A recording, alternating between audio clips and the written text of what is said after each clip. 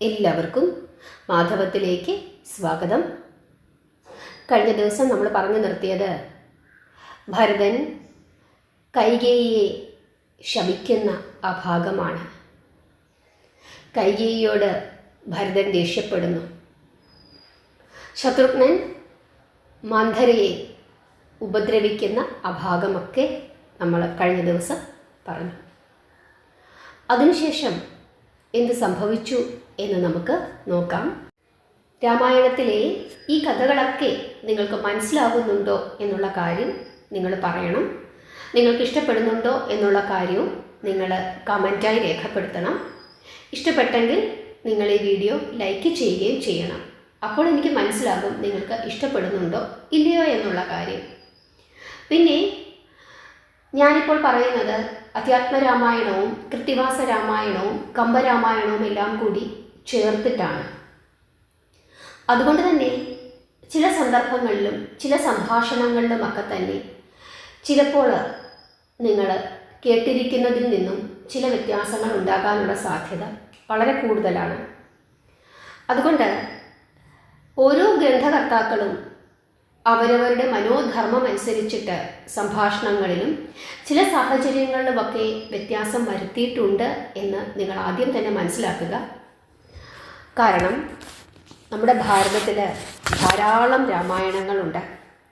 വാൽമീകി എഴുതിയ രാമായണത്തെ ഒരുപാട് ആളുകൾ അവരവരുടേതായ രീതിക്കനുസരിച്ചിട്ട് വിവർത്തനം ചെയ്തിട്ടുണ്ട്. അതിൽ തന്നെ ഏറ്റവും ലളിതമായ ഭാഗമാണ് അധ്യാത്മരാമായണം.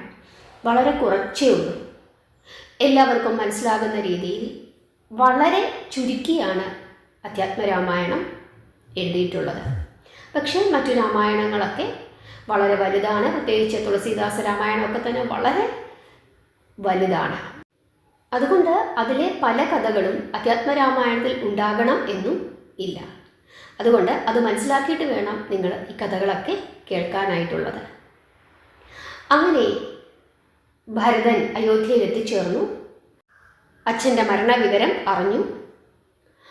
ജ്യേഷ്ഠനായ രാമനും ലക്ഷ്മണനും സീതാദേവിയുമൊക്കെ വനത്തിലേക്ക് പോയി എന്നുള്ള കാര്യവും അറിഞ്ഞു.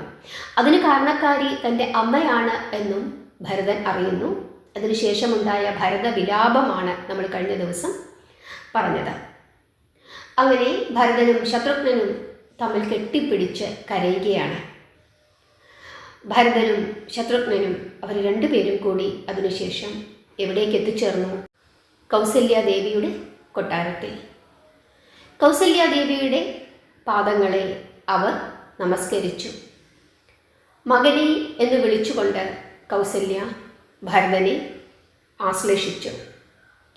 രണ്ടുപേരുടെയും ശരീരം കണ്ണുനീരിൽ നനഞ്ഞു. ഹരേ കൃഷ്ണ. നിങ്ങൾക്ക് ഈ ഭാഗങ്ങളൊക്കെ നിങ്ങളുടെ മനസ്സിൽ കാണാനായിട്ട് സാധിക്കണം.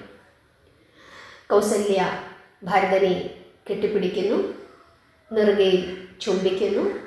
അവർ രണ്ടുപേരും കെട്ടിപ്പിടിച്ച് കരയുന്നു. ആ ഭാഗം നിങ്ങളുടെ കൺമുമ്പിൽ ഇങ്ങനെ തെളിഞ്ഞ് തെളിഞ്ഞ് വരണം. കൗസല്യാദേവി ഭരതനോട് പറയുകയാണ്, മകനെ, അമ്മ നേടിത്തന്ന രാജ്യം നീ ആനന്ദത്തോടുകൂടി ഭരിക്കണം. നാളെ പട്ടാഭിഷേകം, ഇന്ന് അധിവാസം. അങ്ങനെ ഇരിക്കുമ്പോഴാണ് കൈകേയി രാമന് വനവാസം വിധിച്ചത്. രാമൻ ആരുടെ ധനമാണ് കവർന്നത്? ആരുടെ പെണ്ണിനെയാണ് കട്ടത്? എന്ത് കുറ്റത്തിനാണ് എൻ്റെ കുഞ്ഞിനെ നാടു കടത്തിയത്? എന്നെയും അതുപോലെ നാടു കടത്തു. തലയിൽ ജടയും വെച്ച് രാമൻ്റെ അടുത്തേക്ക് ഞാനും പോകട്ടെ. ദുഃഖിക്കുവാൻ പിറന്നവർക്ക് എന്നും ദുഃഖം തന്നെയായിരിക്കും ഫലം. ഭരത, എനിക്ക് നിന്നോട് യാതൊരു ദേഷ്യവുമില്ല, സ്നേഹം മാത്രമേ ഉള്ളൂ. മകനെ, നീ അമ്മയോടൊപ്പം രാജ്യസുഖം അനുഭവിക്കുക. കൗസല്യ ഇങ്ങനെ പറയുന്നത് കേട്ട് ഭരതന് സങ്കടം സഹിക്കുവാൻ കഴിഞ്ഞില്ല.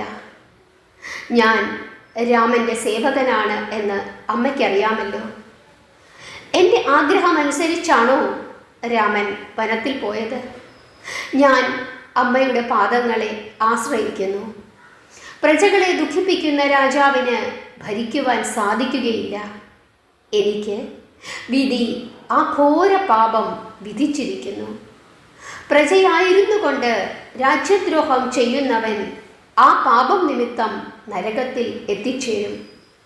വിദ്യ പഠിച്ചിട്ട് ഗുരുസേവ ചെയ്യാത്തവർ, കർമ്മം ചെയ്യിപ്പിച്ചിട്ട് ദക്ഷിണ കൊടുക്കാത്തവർ, സ്വനന്മയ്ക്കായി അന്യനെ നിന്ദിക്കുന്നവൻ, ഈ പാപമെല്ലാം ഞാനിപ്പോൾ ചെയ്തിരിക്കുന്നു. നിധി കവർന്നെടുത്തവന് നരകത്തിൽ പീഡനം സഹിക്കേണ്ടി വരും. രാമനെ വഞ്ചിച്ച് ഞാൻ രാജ്യമെടുത്താൽ എനിക്ക് ഇഹത്തിലും പരത്തിലും എന്തു ഗതിയാണ് പിന്നെ ഉണ്ടാവുക? ഭരതൻ ഇങ്ങനെ പറഞ്ഞപ്പോൾ കൗസല്യ പറയുകയാണ്, മകനെ, നിന്റെ മനസ്സ് എനിക്ക് മനസ്സിലായി. രാമനെ പോലെ തന്നെയാണ് എനിക്ക് നീയും. 14 വർഷം കഴിഞ്ഞ് രാമൻ തിരിച്ചു വരും. അതുവരെ ഞാൻ ജീവിച്ചിരിക്കും. അച്ഛൻ്റെ ശവശരീരം അതാ ആ മുറിയിൽ കിടക്കുന്നു. നീ അച്ഛൻ്റെ അഗ്നികർമ്മങ്ങൾ ചെയ്യുക. ഇങ്ങനെ കൗസല്യ റാണി പറഞ്ഞപ്പോൾ വസിഷ്ഠൻ ഭരതനെ ഉപദേശിച്ചു. ഭരതകുമാര, അവിടുന്ന് അറിവുള്ളവനാണ്. ഞാൻ മനസ്സിലാക്കാം. സത്യം പാലിച്ച് രാജാവ് സ്വർഗത്തിലേക്ക് പോയി.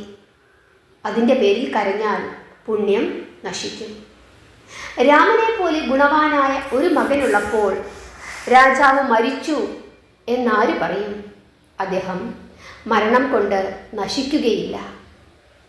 ഇങ്ങനെ വസിഷ്ഠൻ ഭരതനെ ഉപദേശിച്ചു. എങ്കിലും ഭരതൻ അതിന് യാതൊരു മറുപടിയും പറഞ്ഞില്ല. അച്ഛൻ മരിച്ചിട്ട് ഞാൻ എങ്ങനെ ജീവിക്കും? ജ്യേഷ്ഠനെ കൂടാതെ എനിക്ക് ജീവിക്കുവാൻ സാധിക്കുകയില്ല. എങ്ങനെ ബുദ്ധി ഉറച്ചു നിൽക്കും? ഇങ്ങനെ ഒരേ സമയത്ത് 2 ദുഃഖങ്ങൾ, അത് എങ്ങും ഞാൻ കണ്ടിട്ടില്ല. ഇങ്ങനെയൊക്കെ ഭരതൻ ചിന്തിക്കുകയാണ്. ചന്ദ്രൻ മേഘങ്ങളിൽ മൂടിയതുപോലെ ഭരതൻ്റെ മുഖം ദുഃഖം കൊണ്ട് മൂടി. ഭരതൻ വന്നിട്ടുണ്ട് എന്നറിഞ്ഞ് 700 റാണിമാർ അങ്ങോട്ടേക്ക് ചെന്നു. ഭരതൻ അപേക്ഷിച്ചു, അച്ഛാ, ഈ അവസ്ഥയിലായല്ലോ, എഴുന്നേറ്റ് ഈ മകനോട് സംസാരിക്കൂ. അവിടുത്തെ കാണുന്നതിനായി ഇതാ ധാരാളം പൗരന്മാർ വന്നിരിക്കുന്നു. അച്ഛാ, അങ്ങ് എഴുന്നേക്കൂ, ഇവരോടൊക്കെ സംസാരിക്കൂ. എന്നോട് എന്തുകൊണ്ടാണ് അച്ഛൻ സംസാരിക്കാത്തത്? അമ്മയുടെ തെറ്റു നിമിത്തമാണോ എന്നോട് മിണ്ടാത്തത്? ഞാൻ എന്തെങ്കിലും തെറ്റു ചെയ്തിട്ടുണ്ടെങ്കിൽ അങ്ങ് എന്നോട് ക്ഷമിക്കണമേ. എന്നോട് മിണ്ടാതിരിക്കരുതേ, എഴുന്നേൽക്കൂ അച്ഛാ. ഇങ്ങനെ കരഞ്ഞുകൊണ്ട് ഭരതൻ ദശരഥ മഹാരാജാവിൻ്റെ മൃതശരീരത്തിൻ്റെ അടുത്ത് നിന്നു. അപ്പോൾ വസിഷ്ഠൻ അവിടേക്ക് എത്തിച്ചേർന്നു. അദ്ദേഹം ഭരതനെ ആശ്വസിപ്പിച്ചു. കരച്ചിലടക്കൂ ഭരത, അച്ഛൻ്റെ അഗ്നികാര്യങ്ങളും ശ്രാദ്ധവും തർപ്പണവും നടത്തണം. രാമൻ രാജ്യത്തില്ല, കുമാരൻ വേണം എല്ലാം ചെയ്യുവാൻ. അങ്ങനെ വസിഷ്ഠൻ ഭരതനെ ഉപദേശിച്ചു. അകിലും ചന്ദനവും വെട്ടിവിറകും കൊണ്ടുവന്നു. നെയ്യും തേൻ നിറച്ച കുടങ്ങളും ധാരാളമായി കൊണ്ടുവന്നു. രത്നവും മുത്തും പവിഴവും കൊണ്ടുവന്നു. സിംഹാസനം പല്ലക്കിൽ എടുത്തുകൊണ്ടുവന്നു. മനോഹരമായ സുഗന്ധ പുഷ്പമാല്യങ്ങൾ കൊണ്ടുവന്നു. അയോധ്യ നഗരത്തിലുള്ള സ്ത്രീ പുരുഷന്മാരൊക്കെ ഭരതൻ്റെ സമീപത്തേക്ക് എത്തിച്ചേർന്നു. രാജാവിൻ്റെ ശരീരം എണ്ണത്തോണിയിൽ കിടത്തിയിരിക്കുകയാണ്. എല്ലാവരും ചേർന്ന് അത് സരയൂ നദീതീരത്ത് കൊണ്ടുവന്നു കുളിച്ചു. മഹാരാജാവിൻ്റെ ശരീരവും സരയൂ നദിയിലെ ജലത്തിൽ കുളിപ്പിച്ചു. എല്ലാവർക്കും വലിയ ദുഃഖമുണ്ടായി. ആ ശരീരം വെള്ളവസ്ത്രം കൊണ്ട് മൂടി. സർവാംഗം സുഗന്ധ തൈലം പൂശി. മനോഹരമായ പൂമാലകൾ കഴുത്തിൽ യഥാസ്ഥാനം ചാർത്തി. ചിതയുടെ മുകളിൽ രാജാവിനെ കിടത്തി. അതിനുമേൽ അകരു ചന്ദന വിറകുകൾ വെച്ചു. 3 ലക്ഷം പശുക്കളെ രാജാവിൻ്റെ മുമ്പിൽ കൊണ്ടുവന്നു നിർത്തി ശാസ്ത്രവിധി അനുസരിച്ച് ആ പശുക്കളെ ദാനം ചെയ്തു. നെയ്യിൽ കത്തുന്ന അഗ്നി പിതാവിന് സമർപ്പിച്ചു. സരയൂ ജലത്തിൽ തർപ്പണാദികൾ ചെയ്തു. തർപ്പണവും പിണ്ടവും നൽകി. ഭരതൻ അപ്പോഴേക്കും ബോധം കെട്ട് നിലത്തു വീണുപോയി. ബോധത്തിൽ നിന്നും ഉണർന്ന ഭരതൻ പറഞ്ഞു, എല്ലാവരും സ്വദേശത്തേക്ക് മടങ്ങിപ്പോവുക. പിതാവിൻ്റെ കൂടെ ഞാനും ചിതയിൽ പ്രവേശിക്കുകയാണ്.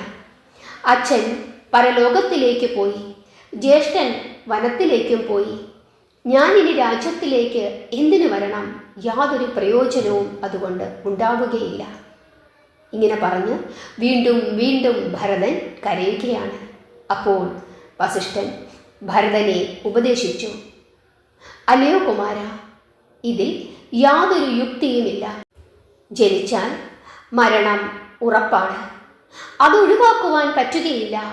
മരിച്ചാൽ വീണ്ടും ജന്മമുണ്ടാകും. എല്ലാവരും മരിക്കും, ആരും അമരനല്ല. കരച്ചിലടക്കൂ കുമാര, കൊട്ടാരത്തിലേക്ക് പോകൂ. അയോധ്യ നഗരി ഇപ്പോൾ ശൂന്യമായിരിക്കുന്നു. ഇങ്ങനെ പറഞ്ഞ് ഒരുവിധം ആശ്വസിപ്പിച്ച് ഭരതനെ വസിഷ്ഠൻ രാജധാനിയിലേക്ക് കൊണ്ടുപോയി. ഭരതൻ കരഞ്ഞു തന്നെ രാത്രി കഴിച്ചുകൂട്ടി. എപ്പോഴും കരച്ചിൽ തന്നെ. 13-ാം ദിവസം അച്ഛന് ശ്രാദ്ധം നൽകി. ശാസ്ത്രവിധി അനുസരിച്ച് ദാനങ്ങളും നടത്തി.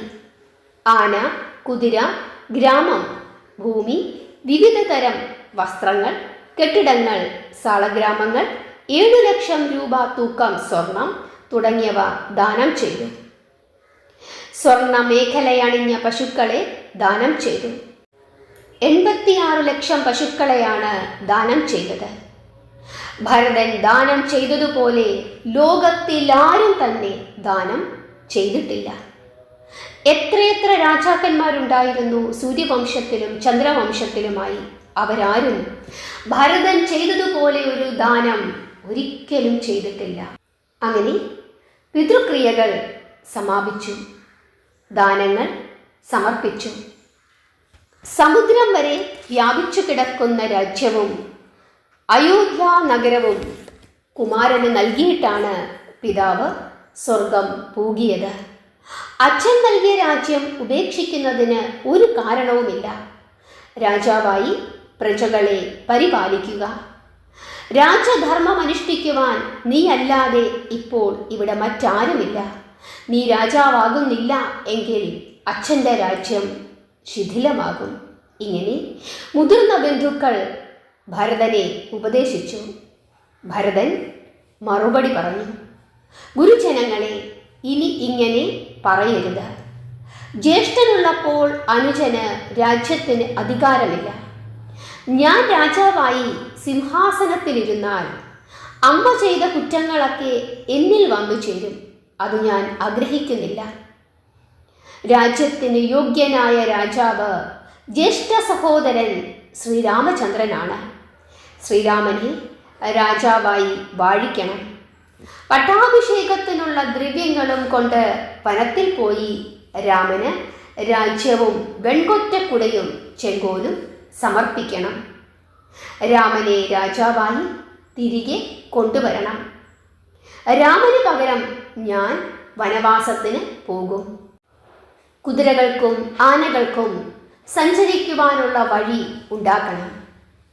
കുന്നുകൾ നിരത്തണം. ഒപ്പനിരപ്പുള്ള വഴികൾ ഉണ്ടാകണം. അവിടെ കൂടെ കാട്ടിലേക്ക് ആനകളെയും കുതിരകളെയും കൊണ്ട് എനിക്ക് പോകണം. രാമനെ രാജാവായി അഭിഷേകം ചെയ്തതിനു ശേഷം മാത്രമേ ഇനി ഞാൻ ഇങ്ങോട്ടേക്ക് മടങ്ങി വരികയുള്ളൂ എന്ന് ഭരതൻ പറയുകയാണ്. ഭരതന്റെ ആജ്ഞ അനുസരിച്ചിട്ടുള്ള ഒരുക്കങ്ങൾ തുടങ്ങി. എല്ലാവരും കൈകൂപ്പിക്കൊണ്ട് പറഞ്ഞു, ഭരതകുമാരന്റെ കീർത്തി ലോകം മുഴുവനും വ്യാപിക്കും. കൈകേയിയുടെ ദുഷ്കീർത്തി ഭരതൻ നിമിത്തം ഇല്ലാതായിരിക്കുന്നു. അമ്മയ്ക്കു ലഭിച്ച നിന്ദ മകൻ ഇല്ലാതാക്കി.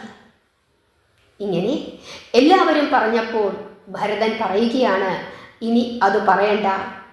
കുതിരകളും രഥങ്ങളും ആനകളും വനത്തിലേക്ക് പുറപ്പെടട്ടെ. ശ്രീരാമചന്ദ്രനെ തിരികെ കൊണ്ടുവരാനായി എല്ലാവരും പുറപ്പെടുക. ഇങ്ങനെ ഭരതൻ പറഞ്ഞപ്പോൾ എല്ലാ ഒരുക്കങ്ങളും പെട്ടെന്ന് തന്നെ പൂർത്തിയായി. ദാസന്മാരും ദാസികളുമായിട്ടുള്ള സകല സ്ത്രീ പുരുഷന്മാരും അന്തഃപുരത്തിൽ ഉള്ളവരുമെല്ലാം ശ്രീരാമനെ തിരികെ കൊണ്ടുവരാനായി പുറപ്പെട്ടു. ബാലന്മാരും വൃദ്ധന്മാരും ഉൾപ്പെടെയാണ് പുറപ്പെട്ടത്. അവരാരും മടിച്ചു നിന്നില്ല. എണ്ണിയാൽ ഒടുങ്ങാത്ത അയൽ രാജാക്കന്മാർ എല്ലാവരും ഭരതനോടൊപ്പം സഞ്ചരിച്ചു. കൗസല്യയും സുമിത്രയും 700 റാണിമാരും ഭരതന്റെ കൂടെ പോയി. വസിഷ്ഠൻ തുടങ്ങിയ മുനിമാർ, പൗരമുഖ്യന്മാർ എല്ലാവരും യാത്രയായി. ഭരതനെ പേടിച്ച് കൈകേയി മാത്രം പോയില്ല. കൈകേയി മന്ധരയോടൊപ്പം വസതിയിൽ തന്നെ കഴിച്ചുകൂട്ടി. യാത്രാവേളയിൽ അല്പം വിശ്രമിക്കുന്നതിനായി ഒരിടത്ത് അവർ ഇരുന്നപ്പോൾ വസിഷ്ഠൻ ഭരതനോട് പറഞ്ഞു, എത്ര പ്രയത്നിച്ചാലും ഇനിയൊരു പക്ഷേ ബ്രഹ്മദേവൻ തന്നെ വന്നാലും രാമനെ തിരികെ കൊണ്ടുവരാൻ കഴിയും എന്ന് തോന്നുന്നില്ല. രാമനെ തിരികെ കൊണ്ടുവരാൻ പ്രയത്നിക്കുന്നവർ വെറുതെ ദുഃഖിക്കുകയേ ഉള്ളൂ.